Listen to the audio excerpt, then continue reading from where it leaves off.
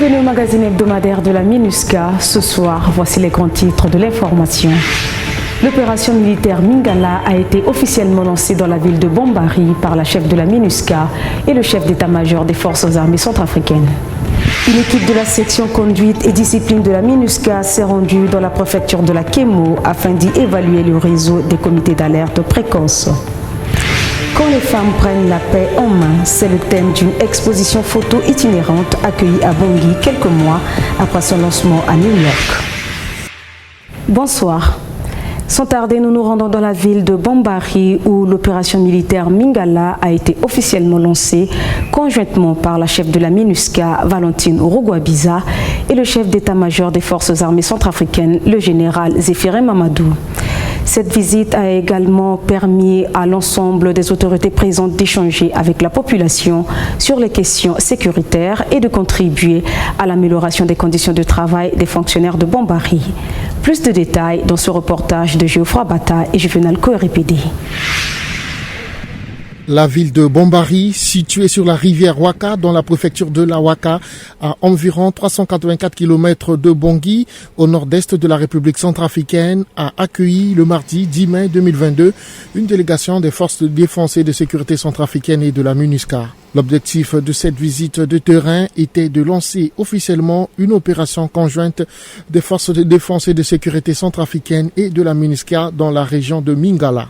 La délégation a été conduite par la représentante spéciale du secrétaire général des Nations Unies en République centrafricaine, Valentine Rugwabiza. Pour sa première visite de terrain, elle était accompagnée du commandant de la force de la MINUSCA, le général de corps d'armée Daniel Sidiki Traoré, et du chef de la composante police de la MINUSCA, le commissaire de police Christophe Bizimungu. La hiérarchie des forces de défense et de sécurité centrafricaines était représentée par le chef d'état-major des forces armées centrafricaines, le général Zéphirin Mamadou, l'inspecteur général des forces armées centrafricaines, Léopold Bruno Izamo, du directeur général de la gendarmerie nationale, Landry Ulrich Dépôt, et du directeur de la police nationale centrafricaine, le général Bienvenu Zokwe. La dite cérémonie a vu la participation du préfet de la Ouaka, Victor Bissecoin, et des autorités locales.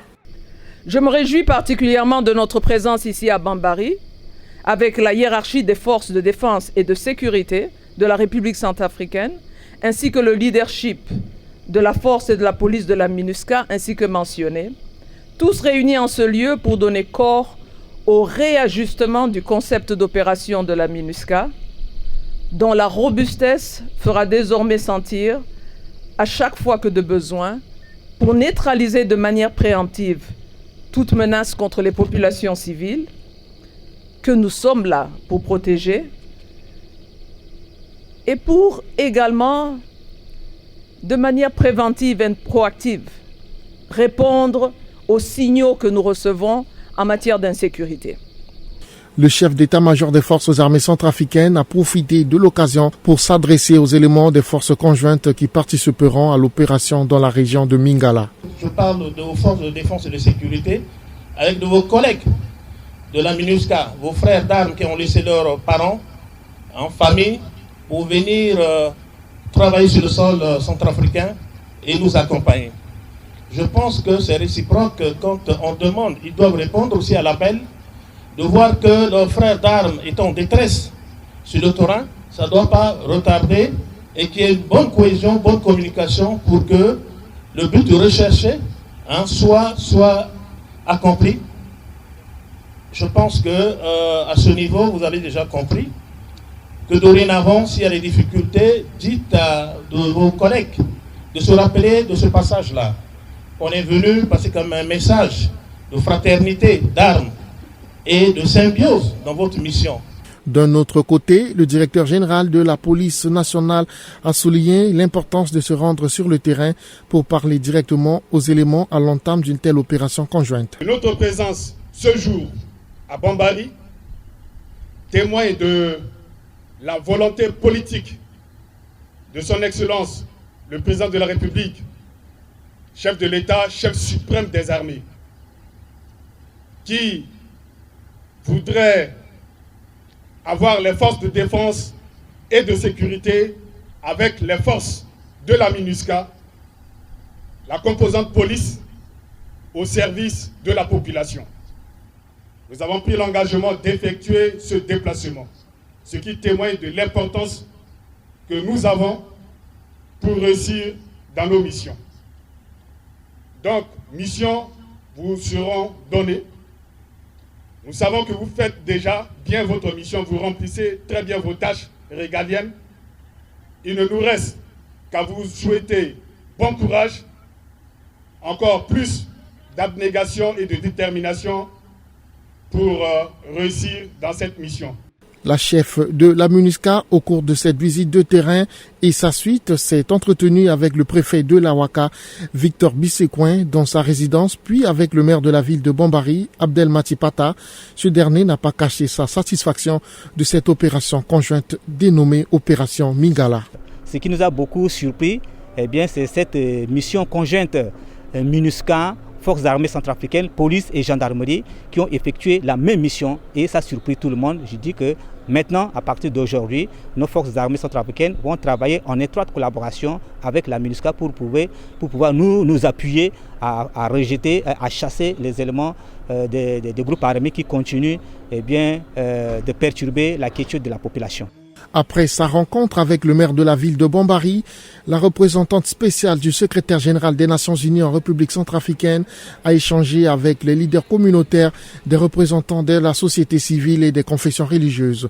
Ibrahim Abangana, président préfectoral de la jeunesse de la Ouaka, explique en quelques mots leurs échanges. Ce qu'on peut retenir, c'est qu'elle est venue d'abord à savoir ce qu'on vit ici à Bambari, notre problème réel.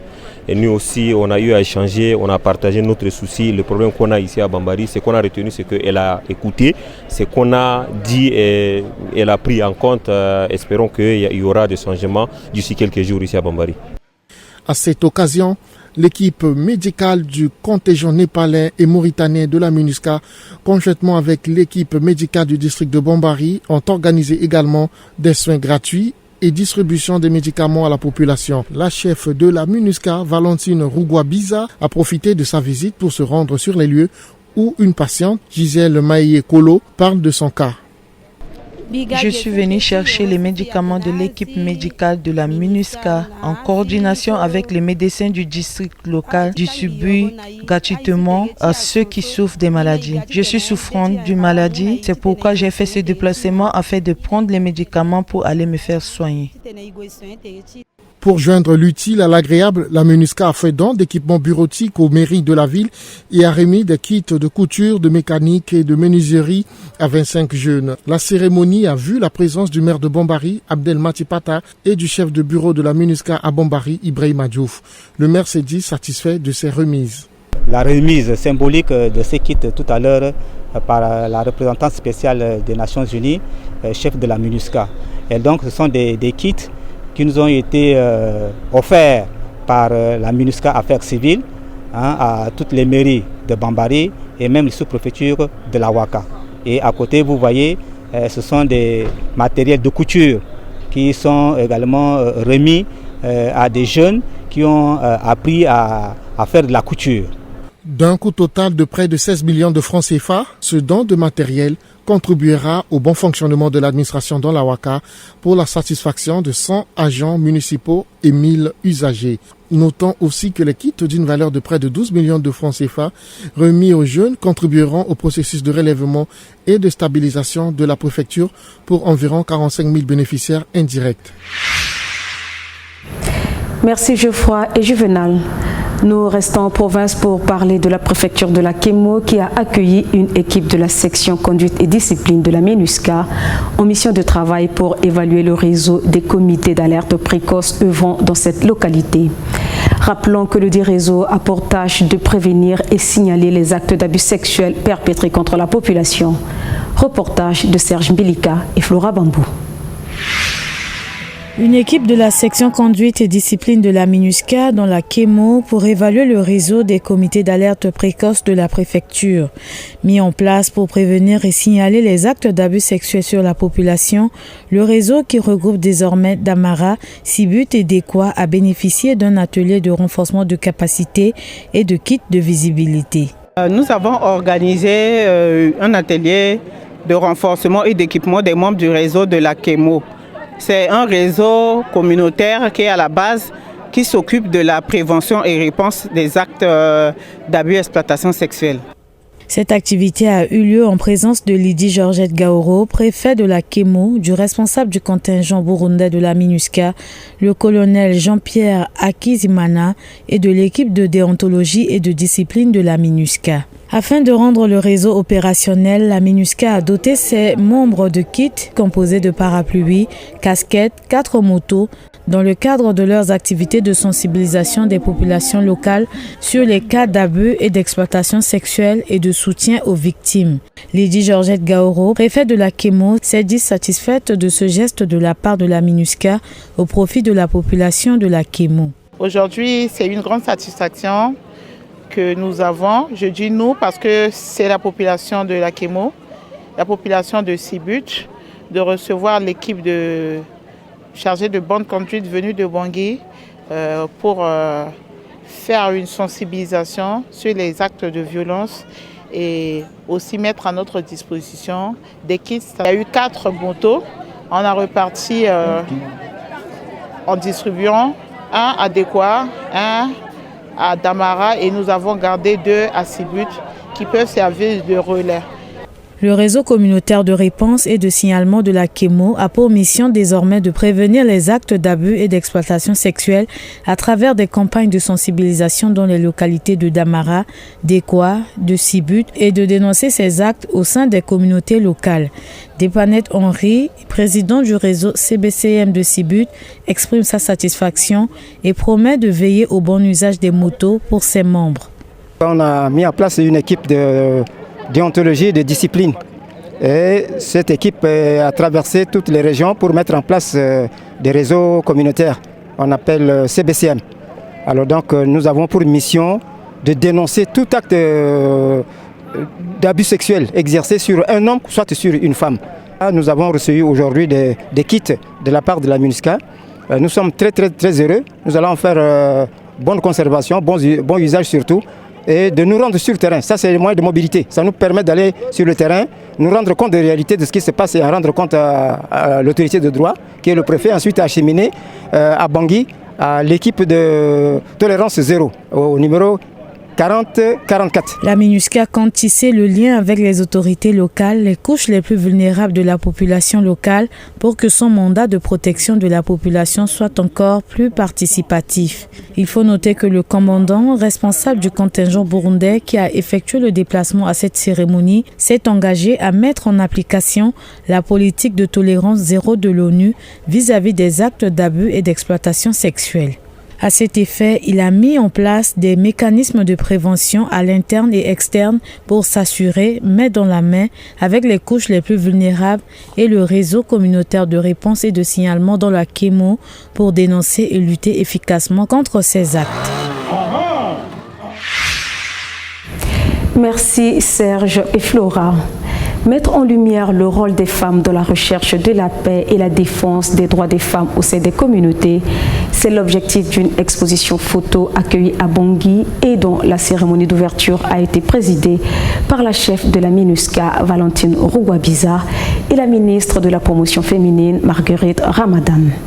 À travers ces portraits, on découvre ceux de 14 femmes d'Afrique, d'Amérique latine et du Moyen-Orient, dont 2 centrafricaines qui ont été également mises à l'honneur.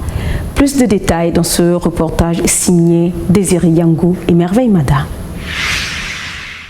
L'exposition itinérante Photoville débutée à New York en septembre 2021 a été lancée à Bangui le 9 mai 2022 pour 6 jours, avec pour thème « Quand les femmes prennent la paix en main ».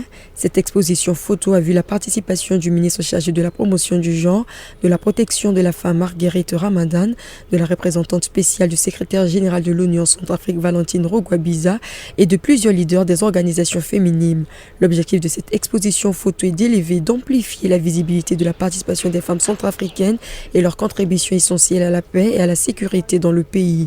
Montrer aussi comment l'Organisation des Nations Unies soutient ces femmes, notamment Béatrice Epaille, Marthe Bita et Lila Thiam, photographiées dans leur action en République centrafricaine pour une paix durable. La représentante spéciale du secrétaire général de l'Union Centrafrique, Valentine Rugwabiza, s'est exprimée sur l'opportunité de cette initiative. C'est pour moi un immense plaisir de prendre la parole en cette occasion sur solennel marquant le lancement officiel de l'exposition itinérante Photoville qui met en évidence les femmes artisanes de la paix à travers leur parcours, raconté également par des femmes photographes. Je puis vous assurer que la MINUSCA va rester activement engagée auprès de vous. Et j'apprécie tout particulièrement l'exposition d'aujourd'hui, parce que l'exposition d'aujourd'hui rend les femmes visibles, rend l'action des femmes visible. Les femmes leaders sont davantage motivées à s'engager dans les actions et processus de recherche de paix à travers le partage d'expériences, à l'instar des succès enregistrés dans d'autres pays. Le rôle des femmes dans la recherche de la paix est valorisé et promu en République centrafricaine. Je reste convaincue que construire la paix, c'est prévenir la guerre et les femmes ont un rôle décisif dans la promotion de la tolérance et de la non-violence. Elles constituent la première école de vie et elles constituent également une force positive, souvent ignorée. Qui mieux que les femmes peuvent apprendre aux enfants, dès leur plus jeune âge, le sens du partage, du respect de l'autre, de la convivialité et de l'entraide. Les femmes centrafricaines comptent beaucoup sur vos appuis multiformes, Madame la représentante, et ceci dans tous les domaines. On est ensemble.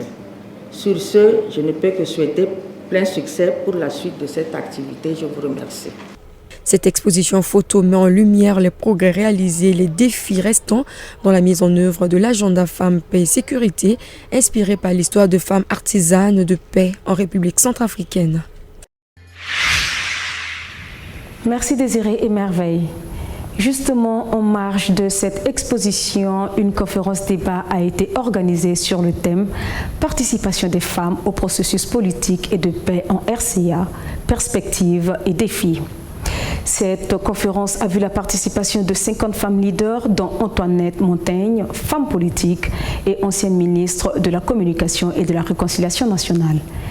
Elle sera l'invitée de notre collègue Crispin Demba-Sakete dans une interview que nous découvrirons dans quelques instants, juste après cette courte pause. Restez avec nous.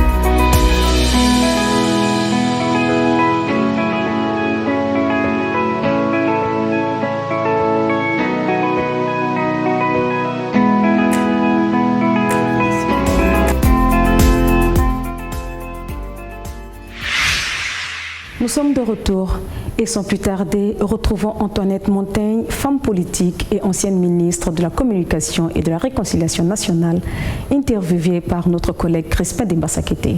Nous les écoutons. Madame Antoinette Montaigne, bonjour. Bonjour. Pour nos téléspectateurs, vous êtes une femme politique, ancienne conseillère municipale en France, ancienne ministre, ancienne porte-parole de la présidence, ici en République centrafricaine.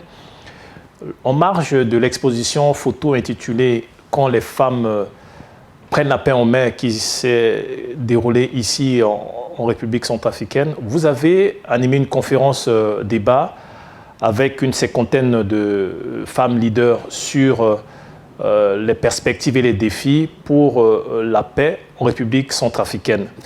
En partant de votre expérience personnelle et des deux thèmes que nous venons de citer, quand les femmes prennent la paix en main, qu'est-ce que cela donne? Je vous remercie de votre invitation et je vous remercie également pour le relais que vous faites par rapport à ces deux événements, à savoir l'exposition photo et également la conférence débat qui a eu lieu hier avec la cinquantaine de femmes que vous avez évoquées. Oui, quand les femmes prennent la paix en main, c'est déjà de relever ce défi, de dégager de nouvelles perspectives et de permettre à tout un chacun de s'impliquer concrètement pour que cette paix, on puisse l'atteindre. C'est vraiment une ambition de l'atteinte de la paix. Les femmes prennent la paix en main pour y parvenir, pas pour faire semblant, pas pour des enjeux individuels, mais pour des enjeux collectifs, parce que les femmes donnent la vie. Et ces femmes, quand elles prennent la paix en main, c'est pour que la paix s'installe durablement. Et donc, elles ont beaucoup d'engagement, beaucoup de civisme et de patriotisme dans l'engagement pour la paix. Et elles saisissent vraiment tous les ressorts qu'offre la résolution 1325 Femmes, Paix et Conflits pour que la paix soit une réalité dans leur vie, parce que c'est la condition du développement quelque part. Et donc, c'était le cas dans ces deux événements que vous avez cités hier. Qu'est-ce que les femmes qui ont participé à cette conférence débat vous ont dit et qu'est-ce que vous leur avez répondu? Ces femmes sont inquiètes des conséquences des conflits que nous avons connus et sont inquiètes d'une partie des signataires des accords de paix qui n'ont pas encore vraiment résolument pris le chemin de la paix. Elles s'inquiètent aussi des phénomènes sociaux, conséquences du conflit que nous avons eu qui n'a trop que duré, notamment sur la moralité des enfants, la moralité des jeunes filles, également la grande pauvreté qui touche un certain nombre de publics, notamment des femmes vulnérabilisées par le conflit. Elles s'inquiètent aussi des réponses judiciaires et de la lutte contre l'impunité. Elles s'inquiètent des perspectives de relèvement post-conflit, notamment en termes de relance des activités économiques et aussi de relance de l'éducation, de rattrapage, parce qu'il y a beaucoup d'enfants qui n'ont pas été à l'école pendant toute cette période-là et que beaucoup d'enfants sont encore sans un niveau scolaire suffisant pour préparer leur avenir et donc l'avenir de la nation. Ce sont autour de toutes ces questions qu'on a échangé ensemble. Et votre point de vue par rapport à toutes ces questions que ces femmes ont exprimées?